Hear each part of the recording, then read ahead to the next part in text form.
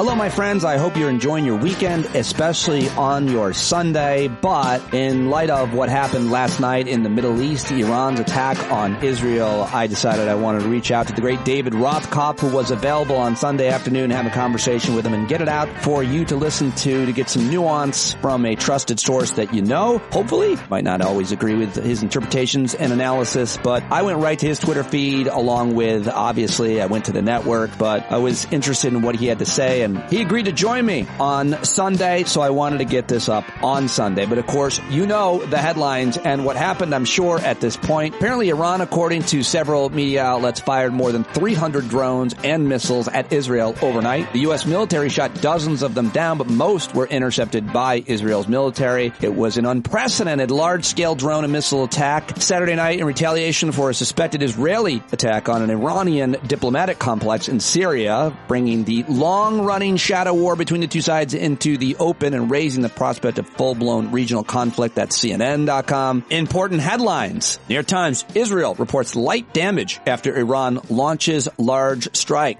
Fox News, Biden calling for G7 meeting in response to Iran's brazen attack. The Washington Post, forces intercept nearly all 300 Iranian drones and missiles. Sky News, Iran attack was declaration of war, Israeli president says, but insists we are seeking peace. Reuters, U.S. will not take part in retaliatory action against Iran, according to White House, and so much more. But right now, let's go to Deep State Radio, the Daily Beast, David Rothkopf, to get his take. I hope you appreciate it. Hope you like it. Of course, I can't do it without your support. So let me know what you do and don't like, and support me with a paid subscription at patreon.com/PeteDominic, which so many of you are, and I so appreciate you. Here now, David Rothkopf. As soon as I saw the news last night, I didn't go to the networks. I decided to go over to old-fashioned Twitter, I still call it that, and I booted up my friend David Rothkopf's feed to see what he was saying and what he was signaling, and you've been on top of this all night. Thank you very much for joining me. I'm sure you're in heavy demand. You're very nice to say so. I was in demand because my dog, like your dog, needed to be walked prior to this podcast. Oh, I figured you were on some kind of hold for several networks and you were sitting in a dark room somewhere just waiting to talk to all the people. I don't mean to make light of the situation, but you know how the world can be in complete chaos? But if your dog doesn't poop, you can't really think of anything else. I think a lot about that in terms of all work-life situations. When you're in chaos, how can you think about anything? You just can't think of it. And he just wasn't. No. He wasn't for it this morning, and it's delayed my whole day. But also, we were up all night following this thing, seeing how it folded, and it unfolded pretty much the way I expected it would. How would you characterize how it unfolded the way that you expected it to?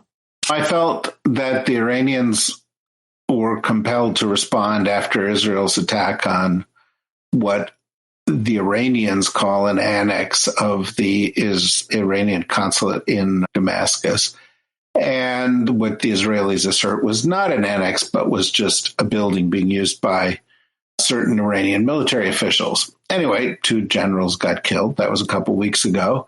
And it seemed likely Iran would respond. Iran does not want to have a war in the Middle East, but it does want to make sure that it sends a message to Israel that it can't attack its facilities with impunity. And I assumed they would do something and that it would be largely performative. I know there's a variety of views on this. My sense is that what Iran did was they launched an attack that would be large enough to show that they have a lot of capabilities, but that would come in a way that it would be deterrable. And so that it was almost as if it were designed to be ineffective. Now, I've seen people online saying, oh, that's not true. They really wanted to hit Israel and hit it hard. But if they'd wanted to hit Israel and hit it hard, they wouldn't have launched drones that took 9 hours to get to Israel. It could easily be shot down across the region. Is history not filled with, recent history even, moments where the U.S. even launched missiles at the desert or non-human targets? A lot of what happens in situations like this is a form of messaging. Right. And I'm sure the Iranians knew that their drones would be taken out before they got to Israel. And I suspect they knew that their missiles would be taken out. Iron Dome and David's Sling and all these other kind of systems that are up over Israel, as they were. And had Iran wanted, Iran has proxies all across the region, right? That we know about Hamas, Iranian militias in Iraq, Hezbollah in Lebanon. So they have a lot of ways that they could have hit Israel very quickly, hit Israel in ways that were hard to defend against, including, by the way, terrorism. An Iranian proxy hit Israel on October 7th and caused a huge amount of damage. My impression was that it was intended to be dramatic and ineffective. And virtually none of the Iranian projectiles or drones hit a target.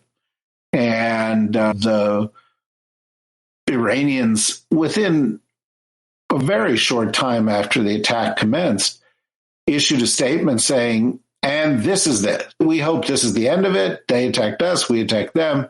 However, if they attack us again, we will respond even harder. Now, it seemed like Netanyahu wanted to respond because Netanyahu is unhinged and unreliable and one of those folks that thinks retaliation is a strategy, although with each action he takes, he proves that's not true.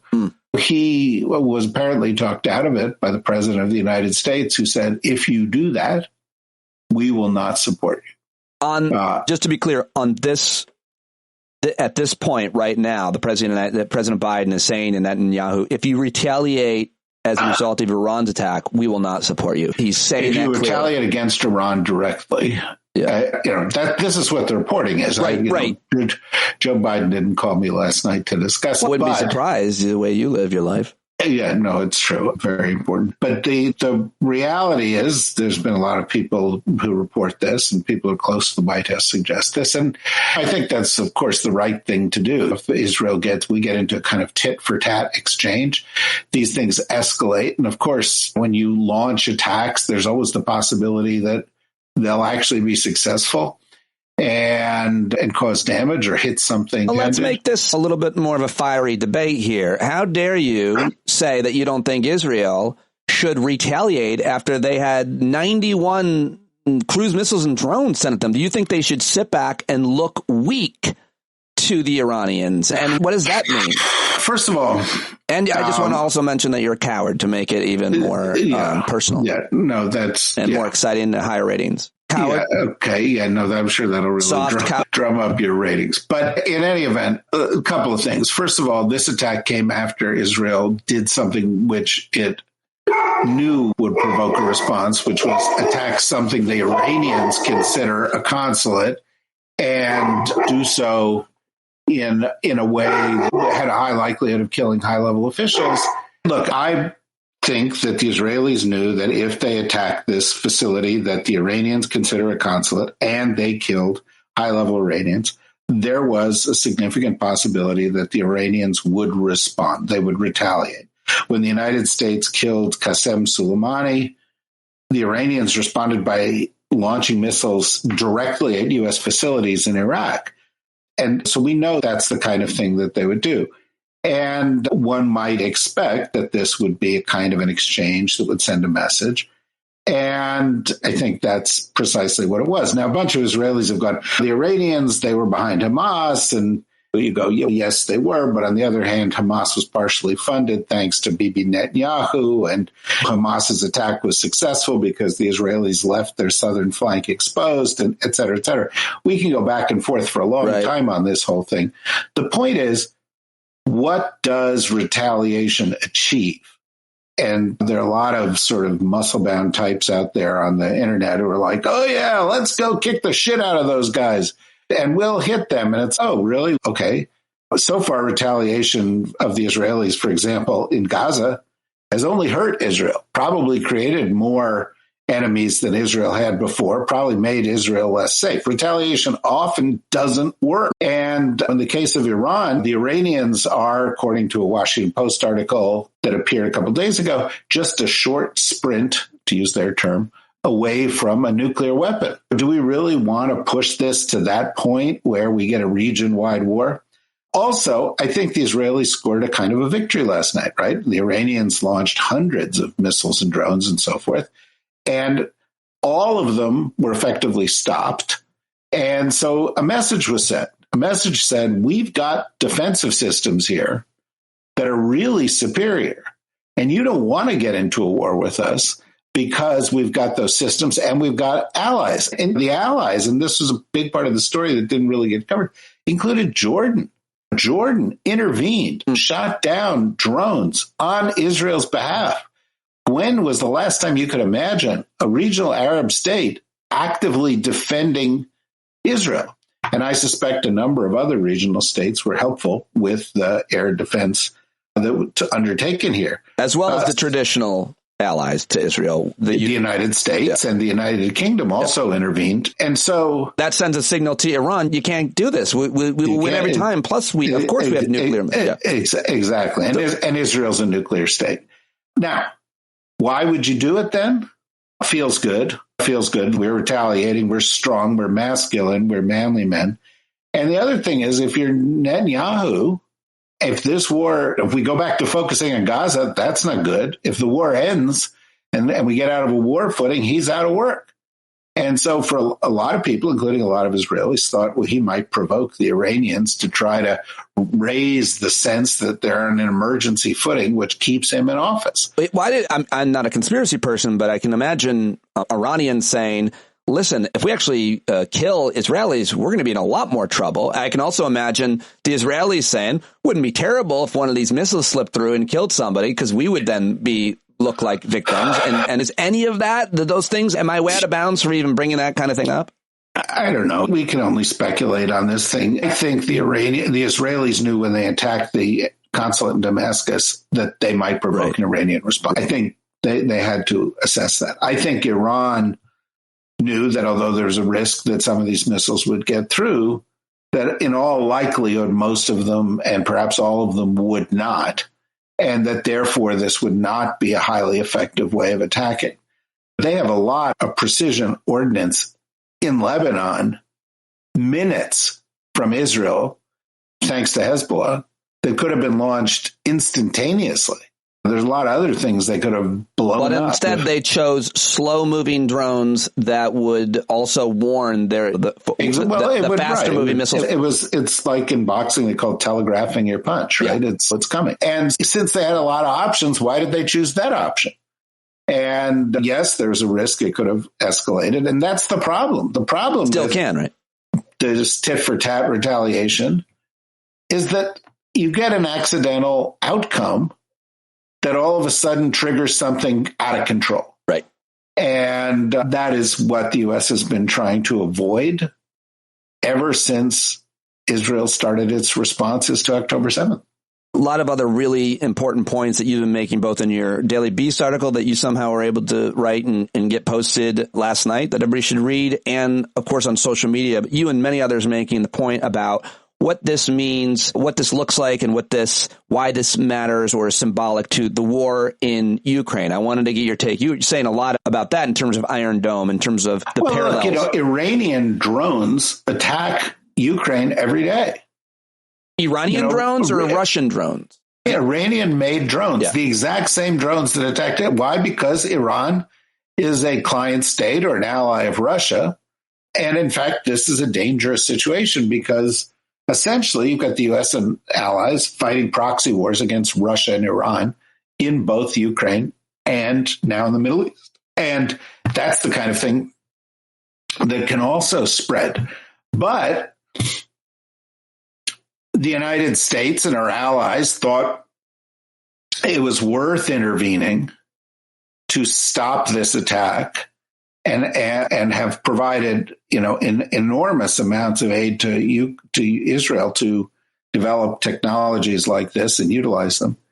And we haven't been providing aid to Ukraine for 6 months. And every night these kind of attacks happen, and women and children and residences and hospitals and schools and libraries and malls are destroyed across Ukraine every single day. Now, you got to ask yourself, why? And it's because Trump and Johnson have blocked aid to Ukraine because effectively they support the Russians. Now there's this whole debate because Israel was attacked. We need to release the Israel portion of this. And that's complicated. Do we want to give Israel more aid so they can use it against Gaza? No. Do we want them to be safe and secure? Yes. Should we be providing them with aid to have defensive nature? Certainly. But, and here's the thing that nobody wants to talk about, and we just have got to say it right here. Ukraine is strategically much more important to the United States than Israel. If Russia continues to make gains because the U.S. has tied Ukraine's hands behind its back, they ultimately defeat Ukraine, which is what our generals think is possible. Who's next? What's next? Russia. The leadership of Russia have said, we will then continue on. We will continue on into the Baltics. We will continue on into Moldova. They're already in Transnistria which is a slice of Moldova, and they're trying to control all of that. If they do that, if they go after NATO, it's not just going to be the U.S. is being asked to send a check. We're going to have to send our troops. It could trigger a world war. Stopping Russia in Ukraine is hugely strategically important. Israel, and it's just going to piss off a lot of your listeners, but I got to say it. Israel used to be very strategically important to the United States during the Cold War because Israel was a democratic ally in a region of Soviet client states. That's over. The Middle East used to be extremely important to the United States because we needed oil and gas from it. We don't anymore. We're the world's leading producer of oil and gas by a lot. It's a region that's much more important for those reasons to China than it is to us. And Israel used to be an important ally because they shared a lot of values, but they have a government that's anti-democratic and doesn't share our values and is actually making life harder for us in terms of our foreign policy. Now, should we support Israel? Yeah. But is Israel strategically as important to us as Ukraine? No. You don't think that's very debatable? I don't think it's debatable at all. Yeah, now, there are a lot of people out there who will say, oh, yeah, Israel, we need this strong ally in the region. We've got a bunch of sort of allies in the region. And the reality is, given the way the world works right now, it's the carrier battle groups and the ICBM launching nuclear submarines that are floating around in the Persian Gulf and in the Mediterranean and a bunch of other things that really give us our leverage there. I'm not a foreign policy wonk. I don't know much, but I generally, given the state of the world, I support defeating other aggressive, powerful countries, especially when they have some of the most powerful militaries, Russia and China, especially if we don't have to do it. If we can just pay a little bit to have somebody else defeat your army, I'm for that because your army is invading this country. Right. We don't have to do anything. We just send you a check. Supporting Ukraine is like the biggest national security bargain ever in American history. Because of what they're doing to Russia's military. Exactly. And keeping them occupied and showing that they have weaknesses. With their bodies, with their lives, with their bodies, with their families, with their country, with their property. But Ukraine stands between Russia and Europe and NATO and the United States. Yeah.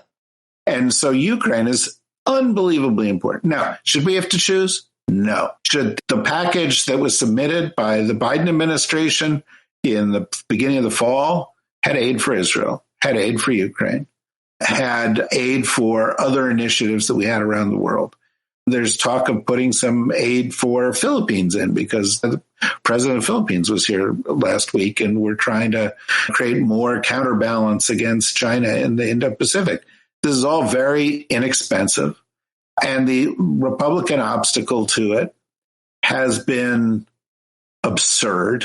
They said, no, you have to protect the border, even though the border is not the national security crisis, they say. And then Biden said, okay, let's do it. What do you want?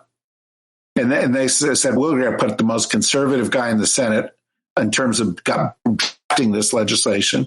And Biden said, fine, okay, whatever he wants, let's do it. And they were like, uh-oh, that's going to be a win. Okay, so we're not going to do that. Well, then Trump told them also not to do it. And Trump, that's exactly right. And Trump, of course, is close to Russia, and Mike Johnson has taken money from people who are close to Russia, and the NRA takes money from people who are close to Russia. And frankly, the MAGA GOP is on the wrong side of these conflicts. They support Russia. They're advancing Russian interests. They're advancing indirectly Iranian interests. Trump, of course, said, if I'd been there, this wouldn't have happened. His reaction to yesterday's news, the Iranian attack on Israel, was, if I had been there, Iran never would have attacked Israel. I want to ask you about your reaction to his. That's in the foreign policy terminology. That's a big, huge, stinking pile of bullshit. Because first of all, when Trump was in office, and he attacked Soleimani, the Iranians attacked U.S. bases. That wasn't Israel. They attacked U.S. bases. Secondly, Iran was kept from approaching a nuclear weapons capability by a deal that was struck by the Obama administration. And Trump, because he didn't want anything that had anything to do with Obama in place, pulled out of that deal, which now has Iran a couple of months away from having a nuclear weapon, which means they've got the ability to do it. All they have to do is some further enrichment. They're there. And so Trump made Iran much more dangerous, and Iran showed no intimidation with Trump. It's just like Trump says, Russia wouldn't have invaded Ukraine if I were president. And it's, excuse me, Mr. President, former Mr. President, but Russia invaded Ukraine when Barack Obama was president and was fighting in Ukraine every minute you were president of the United States, and you did jack shit about it. In fact, while Russia was doing that, you were feting the head of Russia. You were giving Russian intelligence. In fact, when the Russian ambassador and foreign minister came to visit Trump in the spring of 2017, and he invited him into the office and he wanted to show them what great intelligence he had, what did he do? He gave them top secret Israeli intelligence. He ratted out the Israelis at great risk to his Israeli intelligence services in order to help the Russians. So it's not just that his views on this are weak or muddled. He's on the wrong side of it. But he's on the even more, what I'm thinking is if he ratted out Israeli, if he gave them the Russians Israeli intelligence, and as you said earlier, and we know, the Russians have quite a relationship with Iran, then whatever intelligence that he gave them, they could have gone and given to Iran, who is the main threat to Israel. Am I? Yeah. Absolutely right. The least important, but probably still important, and I want to know, what are your thoughts on how this affects any domestic politics, whether or not the House passes any funding, and more importantly is perhaps the presidential campaign. I was watching the president, I think, in statements and his people saying, what was the talking point? We have ironclad support for Israel. And one might think we know you're talking about vis-a-vis these attacks, but it also, given the wider conflict and what's happening in Gaza, maybe that doesn't sound great to be saying all the time. Yeah, that was the problem. I've been on your show. I'm extremely critical of the United States support of Israel in Gaza. I think Israel has committed serial war crimes in Gaza. They've been butchers. It is what they've done there is indefensible. It is still going on. People are starving. It is misery, and they're still threatening to go into Rafah and do more damage. I wouldn't minimize that, but one of the things that the administration officials that I've spoken to when I say, let's cut back on offensive military aid to Israel, they'll say, what about Iran? And that they're having to balance different kinds of things. And that's the problem. Everybody wants everything to be simple. Are we for this? Or are we against this? The Nazis were bad guys. We were good guys. The Soviets were bad guys. We were good guys.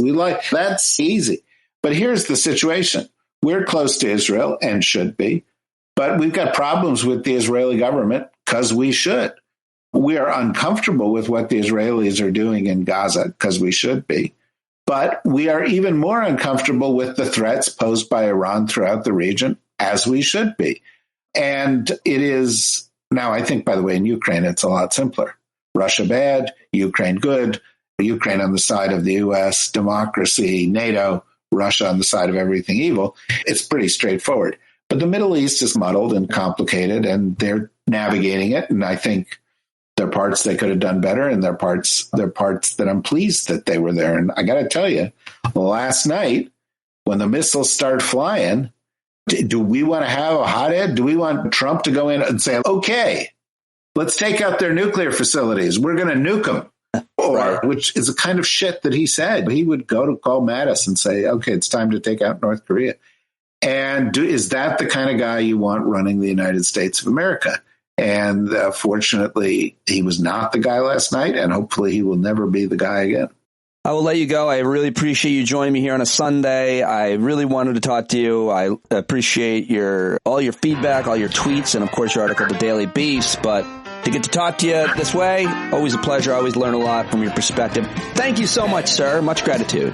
Nice to see you on a Sunday. Have a good weekend.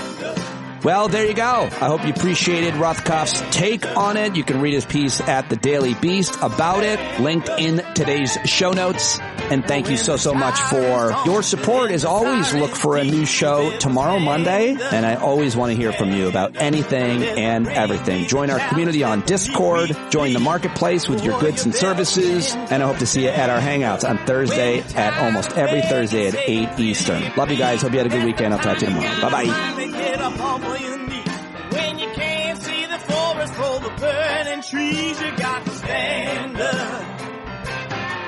Hey, you've been sitting so long, you got the creaky knees, you got to stand up. Stand up. I think you're driving wheels with leaking grease.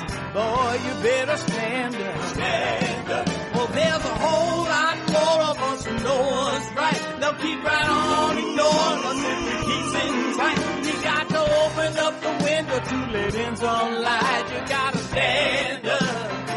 That's right. You got to rise up. You got to stand up. You got to stare the devil straight in the eye. We got to let him know it's his turn to go. See it clear when all you hear is a lie. So get up off of your butt, get down off of your fence. Even if it ain't a very friendly audience, well, they'll begin to listen when you start making sense. And you stand up, stand up. No need to point your rifle to defend your town. Just stand up, stand up. You know they can't deny you what you're laying down. Boy, you better stand up, stand up. Show your face of every color, yellow, black, red, and brown. She's the place where every lost child will finally be found. There's only one thing to do before we stand our ground, and that's stand up, stand up. Well, the founding fathers saw a land for all. They had to stand up, they had to stand up. They had a keen imagination for a crystal ball, drawing all the plans of a stand up. But all they had to go on was the time they were in, with other causes for laws, and since they weren't even sin, they knew that change was gonna come before the change could begin. They had to stand up. All right, they had to stand up. We got to stand up. We got to look the devil square in the eye. We gotta let him know it's his time to go, and make it clear when all we hear is a lie. Why you lying awake wondering where the money all went? It'll be the cost of freedom that'll go unspent. You can see him flee the scene of that experiment if you stand up.